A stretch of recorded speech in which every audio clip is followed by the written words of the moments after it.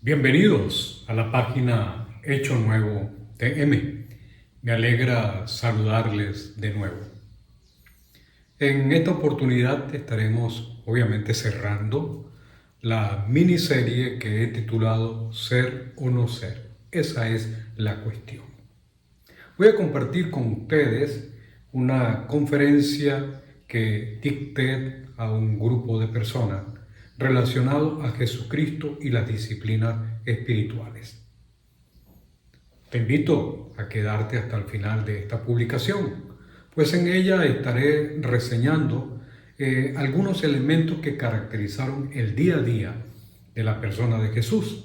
Y creo que ellos también son un punto de referencia para aquellos que dicen ser discípulos de Jesucristo, si tienen o no tienen una práctica similar a la de su Maestro.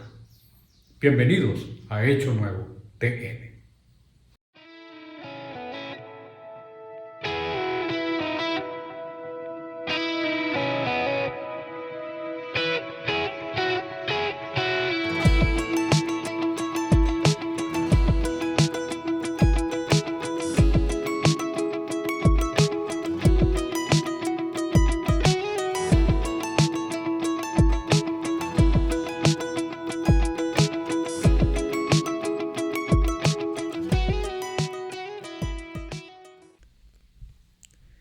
Jesucristo y las disciplinas espirituales.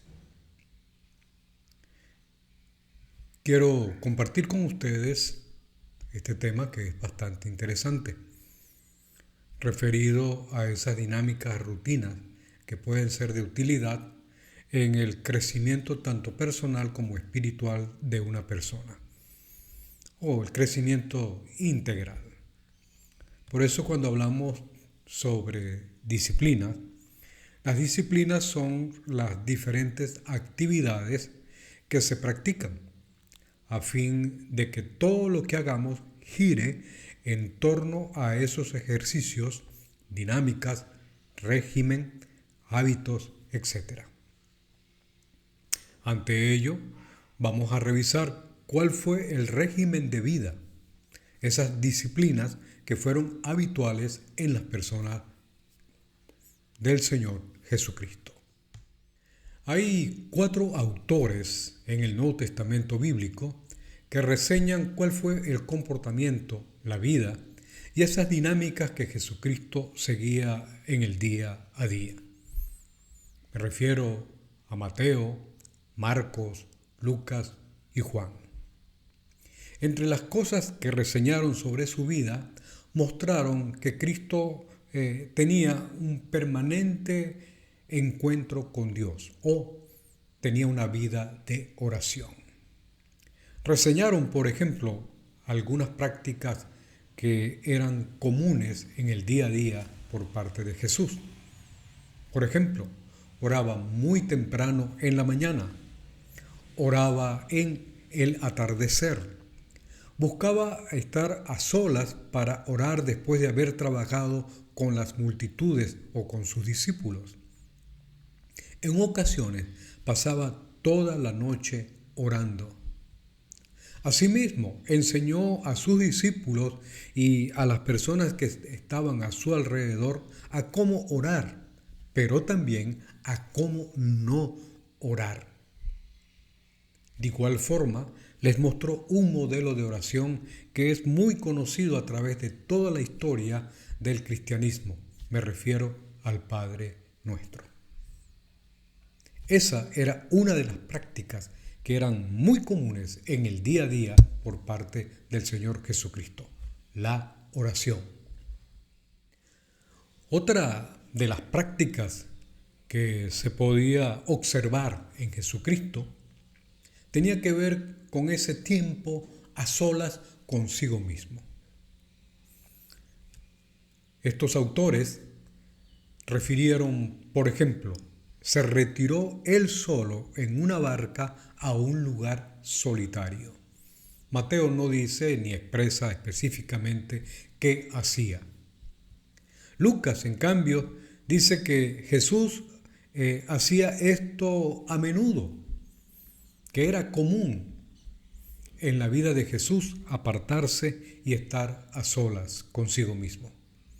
En una ocasión, pues Lucas reseñó lo siguiente: él por su parte solía retirarse a lugares solitarios.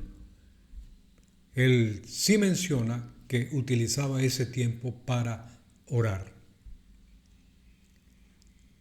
La pregunta natural al respecto es: ¿qué hacía Jesucristo aparte de orar, como dice Lucas, en ese tiempo a solas? ¿Pasaba tiempo consigo mismo? ¿Descansaba? Seguramente eso y mucho más. Es importante entender este aspecto en la vida de Jesús, porque muchas personas les cuesta pasar tiempo consigo mismo, les cuesta pasar tiempo a solas. Pero era una de las prácticas que podemos leer sobre la historia del Señor Jesús. Por sus enseñanzas, por su respuesta al maligno en su ataque en el día a día, sus planteamientos, su apología ante los religiosos hebreos, todo esto muestra otra práctica que formaba parte de su vida. Me refiero a el hecho de leer, estudiar, meditar, interpretar, en este caso, las Escrituras. Tanto Mateo como Lucas, Juan, Marcos, encontramos en ellos un resumen como el que voy a mencionar en esta oportunidad. Por ejemplo, después de haber pasado ese tiempo de ayuno, oración, meditación, etc., en ese periodo difícil de debilidad física, emocional, etc., el maligno le ataca, y ante el ataque el Señor Jesucristo, al ser tentado por el diablo, le respondió lo siguiente: escrito está, no solo de pan vive el hombre, sino de toda palabra que sale de la boca de Dios. En una segunda ocasión le manifestó: también está escrito, no pongas a pruebas al Señor tu Dios. En una tercera oportunidad le expresó lo siguiente: porque escrito está, adora al Señor tu Dios y sírvele solamente a Él. Cuando Jesús estaba a punto de ser traicionado por parte de sus discípulos, señaló a estos que, según la palabra de Dios, ellos le abandonarían a su suerte. Estas fueron sus palabras: esta misma noche ustedes me abandonarán, porque está escrito, heriré al pastor y se dispersarán las ovejas del rebaño.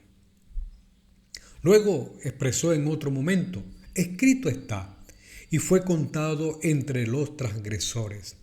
En efecto, lo que se ha escrito de mí se está cumpliendo, reseña el doctor Lucas. Jesús cita las Escrituras a los fariseos y les dice: en la ley de ustedes está escrito que el testimonio de 2 personas es válido. 1 de mis testigos soy yo mismo. El Padre que me envió también da testimonio de mí. Como puedes escuchar, pues, en su defensa, en su enseñanza, había una referencia evidente de que conocía las Escrituras. Me refiero a la Torá, a los Salmos, a los profetas, los libros poéticos del Antiguo Testamento, el cual usaba para compartir sus enseñanzas, pero también para defenderse ante los ataques del maligno o aquellos que trataban de alguna forma ridiculizar lo que él planteaba a la humanidad en aquella oportunidad. Asimismo, Jesucristo ayunó y orientó a sus discípulos a cómo ayunar. Encontramos una historia muy interesante sobre esa práctica. A mí me llama bastante la atención que antes de comenzar su tarea en esta tierra en términos ya directos, evidentes, pues invierte un tiempo para ayunar y orar. Pasa 40 días, 40 noches, según reseñan los autores, con ese propósito, llevando adelante esa práctica. Lo interesante es lo que relatan, que él fue al desierto en el poder del Espíritu, pero de igual manera, después de haber invertido ese tiempo en su vida, ayunar, orar, regresó en la misma condición. La pregunta es obvia. ¿Fue a buscar poder? Según lo que reseñaron los autores, no. Lo más seguro es que fue en búsqueda de dirección, de orientación por parte de su padre sobre el comienzo y el desarrollo de su trabajo en esta tierra. Lo que muestra que el ayuno no es una huelga de hambre ante Dios, es una oportunidad muy importante para el fortalecimiento del espíritu, de las emociones, del cuerpo, la salud como tal. Y eso podemos observarlo como parte de las dinámicas que el Señor Jesucristo tenía en el día a día, el ayuno.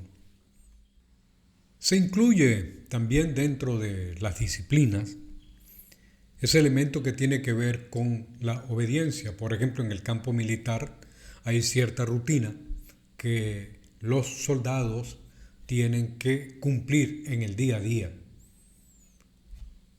Y esa práctica pues también se observa desde el punto de vista de aquellos que están bajo autoridad. Jesucristo estaba bajo la autoridad de su Padre. Se pudo observar también la sumisión, la obediencia a su ser superior, su Padre, mientras desarrollaba su tarea en la tierra. Sí, los autores también muestran que él practicó la sumisión cada día de su vida, sometiéndose a la voluntad de su Padre. Aún en la misma niñez se reseña un acto donde él pareciera haberse extraviado y los padres sorprendidos no lo encuentran, y cuando lo encuentran le reclaman al respecto. Su respuesta de forma muy natural fue: ¿no sabían que tengo que estar en la casa de mi Padre? No fue un acto de desobediencia a ustedes como padres. Estoy obedeciendo a un ser superior. Por eso he decidido pasar un tiempo, y lo encontraron conversando con los religiosos de ese entonces en ese lugar. Incluso hay palabras que dirigió Jesús a Satanás directamente. Por ejemplo, adora al Señor tu Dios y sírvele solamente a Él. A Él es el único a quien hay que honrar, al único que hay que adorar y obedecer y servir. De forma directa enfrentó al maligno con eso. También usted puede observar que algunos u otros autores en el Nuevo Testamento, como Pablo, reseñan que Jesucristo fue obediente hasta la muerte y muerte de cruz. Cumplió aquello que había acordado con su Padre realizar en la tierra, y aún hasta la muerte le obedeció. Además de decirle al maligno en su ataque que solo debía servir al Señor, de igual manera debía adorarle, la adoración también formó parte de su vida diaria. En la oración modelo que enseñó a sus discípulos se muestra esa práctica, y la propuesta de igual forma de amar a Dios de forma total enseñada por él nos lleva a concluir que la adoración formó parte de su vivencia diaria. Hay una conversación bastante interesante entre Jesucristo y la mujer de Samaria. Entre ellos, pues está la famosa discusión entre judíos y samaritanos de cuál era el lugar apropiado para adorar a Dios. Jesucristo le muestra a la mujer samaritana que en realidad la adoración que Dios exige no tiene que ver con un lugar, no tiene que ver con formas, con ritos humanos en particular. La adoración que Él exige es en espíritu y en verdad. Este planteamiento, esta enseñanza, muestra que formaba parte de su práctica y le enseña a esta mujer qué es lo más importante en el acercamiento a Dios, cuál es la actitud adecuada, qué es lo que Dios espera en ese sentido. De allí que la adoración no solo era una teoría en la vida de Jesús, sino que de igual forma era su práctica a diario. Bueno, en conclusión, estas prácticas, rutina de vida por parte de Cristo, no le hizo más grande, pero sí fortalecieron el desarrollo de su vida y misión mientras estuvo en la tierra. Le permitieron enfrentar las diversas adversidades, luchas, situaciones mientras realizaba su misión, pero también contribuyeron en el cumplimiento de su objetivo final, el servicio y la redención de la humanidad. No hay que darle vueltas a este asunto. La respuesta es obvia. Todo aquel que dice ser discípulo de Cristo se supone que debe tener una rutina y práctica similar a la de su maestro. Practicar igualmente disciplinas espirituales similares a las que Cristo practicó. Por ello, cuando hacemos referencia a las disciplinas espirituales, estos son unos instrumentos o son uno de los instrumentos que Dios usa para hacer avanzar el proceso de cambio en nuestras vidas. Pero también es la participación deliberada en entrenar bajo ese régimen con el propósito de tener una vida piadosa similar a la del Señor Jesucristo. Según Brian H., dice lo siguiente: no hay atajos para el crecimiento espiritual.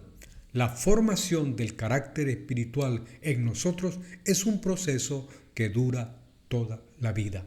Y las disciplinas espirituales son medios que nos ayudan en ese proceso.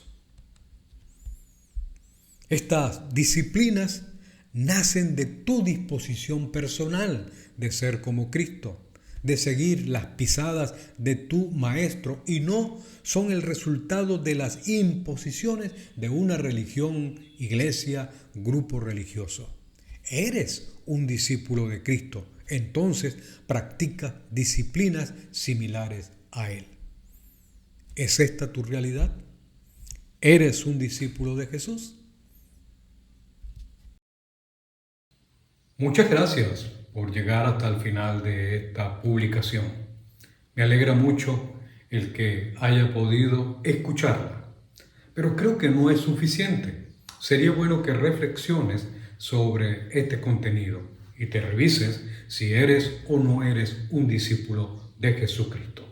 Por tanto, te animo no solo a reflexionar, sino también a compartir esta enseñanza con otros. Vendrán nuevas publicaciones, temas bastante interesantes, entrevistas, conversatorios, y te pido que no te lo pierdas. Apóyanos en Hecho Nuevo TM. Si aún no te has suscrito, no olvides suscribirte, darle me gusta a esta publicación si es de tu agrado y compartirla con otros. Muchas gracias por estar acá y por haberme acompañado en esta miniserie Ser o no ser. Bendiciones.